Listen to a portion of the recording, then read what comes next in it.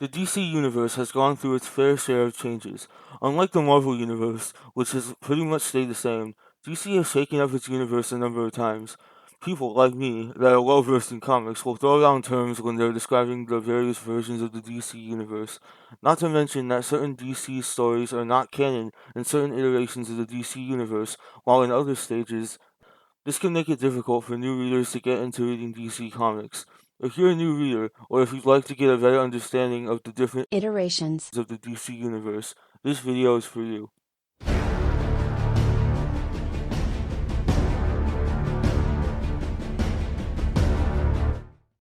When people talk about pre-crisis DC, they're most likely talking about DC's universe before the first ever reboot of their universe, Crisis on Infinite Earths.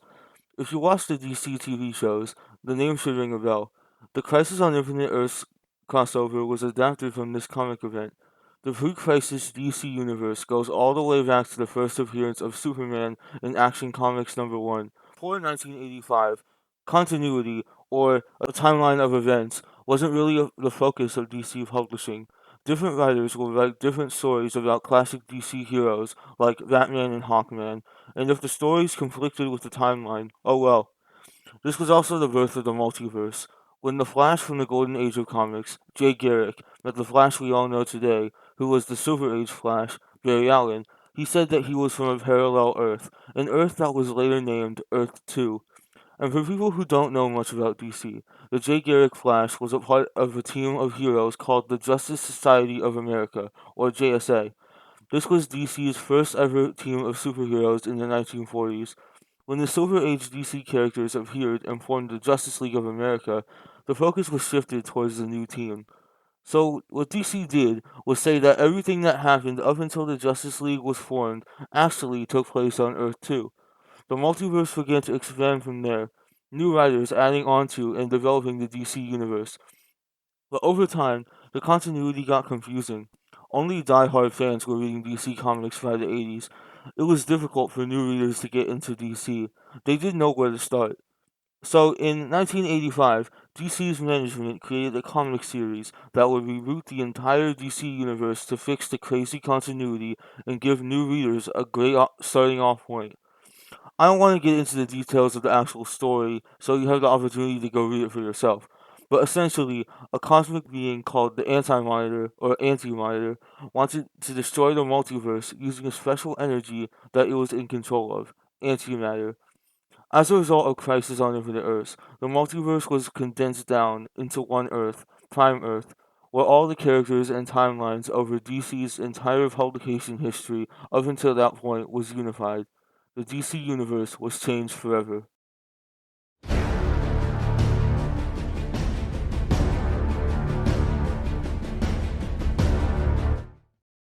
You're probably wondering, how exactly did Crisis on Infinite Earths change the DC Universe? Before I answer that question, I need to define a word that is mostly used by comic writers, but it also exists in any form of fiction. The word is retcon. Retcon is a combination of two words, retroactive and continuity. This is when a writer changes previous events chronologically for whatever reason. Now, let's answer that question. Arguably the most important thing that was retconned was that the JSA were now a team of superheroes that operated during World War II. This changed things so that the Justice League was inspired by the Justice Society. Other changes were that Superboy and Crypto the Superdog no longer existed. Also important were a list of changes to Superman himself. His powers and his origin were changed. In 1994, another story would shake up the DC Universe once again, Zero Hour, A Crisis in Time. Apparently, Crisis on Infinite Earths didn't really fix every issue DC had. How is it that the JSA was formed during World War II, but was still active decades later? Why were there two Legion of Superheroes series out simultaneously? Zero Hour aimed to fix issues like these. I won't get into detail about the story for the same reasons I outlined for Crisis, and I'll do the same for each major storyline I cover. I really recommend reading these for yourself. It's a totally different experience than just reading the summary off of Wikipedia. Anyway, the Norse gods existed in the DC universe, and Ragnarok was coming. The DC heroes needed to stop it. The result of this story was that the JSA was de-aged and the Legion of Superheroes were rebooted as a group of teenagers from the future that were inspired by past DC heroics.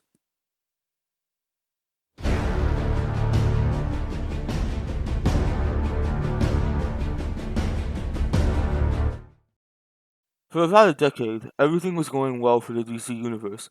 There was one problem, though. Comic writers wanted to use plot points that were discarded by DC and didn't exist anymore in the universe. For example, Batman finding his parents' murderer. So, in 2006, Infinite Crisis was published. It was actually set as a sequel to Crisis on Infinite Earths. To explain the overview, I'll have to explain part of the ending of Crisis on Infinite Earths.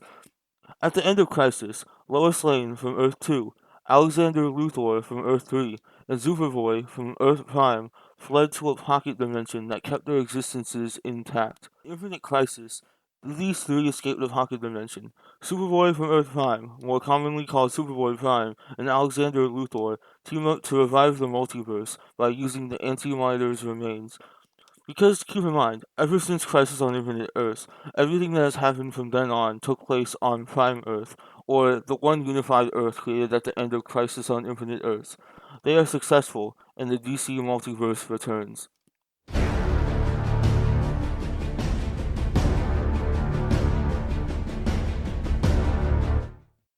Before I talk about my favorite reboot of the DC Universe, I need to quickly mention the story 52. This story reveals the revelation that unlike the pre-Crisis DC multiverse, the new multiverse created in Infinite Crisis only had 52 universes or Earths. Now on to Flashpoint. Many of you may be familiar with Flashpoint, as there is an animated movie based on it, and the Flash TV show on the CW did its own version of it. In 2011, DC wanted to modernize their heroes to bring in new readers. In the story, Barry Allen, aka The Flash, decides to run back in time to save his mother from being murdered when he was a child. When he runs back to the present, the entire world as he knows it has changed. To explain how this changed the DC Universe, I'll have to spoil the ending again. Predictably, the Flash goes back in time once more to undo his actions. When he comes back, the universe has changed once again. It's familiar, but very different. The new 52 DC Universe was born.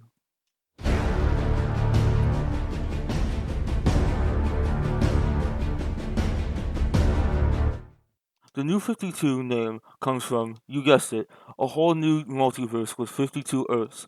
Some notable changes to the universe were that superheroes as a whole hadn't appeared until 5 years prior to the start. The Justice League formed when Darkseid invaded Earth. Wally West, the ginger one, didn't exist anymore and was replaced with a black teen named Wally West. Superman was not married or even in a relationship with Lois Lane, and many character designs were drastically changed. Yeah, I'm so glad they didn't stay this way. Then, in 2016, DC Universe Rebirth, an 80-page one-shot, was released.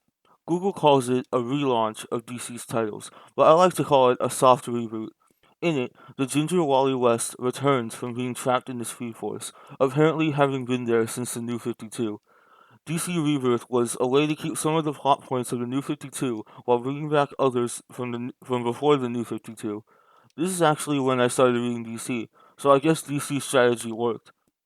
In Rebirth, a recurring plot point is that there is a certain amount of time that is missing from every main hero's memory.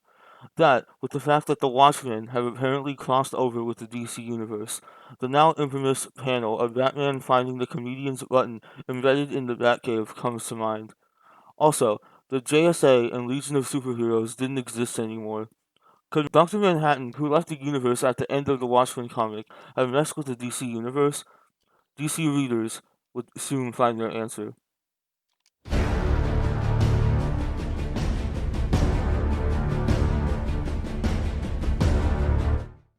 While the series began in 2017, because of delays, the true revelations of the series were revealed in 2019. This series was called Doomsday Clock. In the series, characters from the Watchmen universe found their way into the DC universe to seek out Dr. Manhattan. It turned out that Dr. Manhattan had messed with the DC universe, but not like anything we had theorized. Because of the way Dr. Manhattan experienced time, he could essentially time travel. by moving the Lantern away from Adam Scott, the original Green Lantern, as an experiment, the JSA was never formed. Something that was also revealed was that Superman was and is the core of the DC Universe. However the universe was reformed, in whatever way, Superman always makes a return. Doomsday Clock teased other Crisis events in the future, even a possible Marvel Comics and DC crossover. Ever since Doomsday Clock, the DC Universe hasn't drastically changed. There are many small details, large expansions, and additions to the DC Universe, but I only wanted to cover reboots in this video.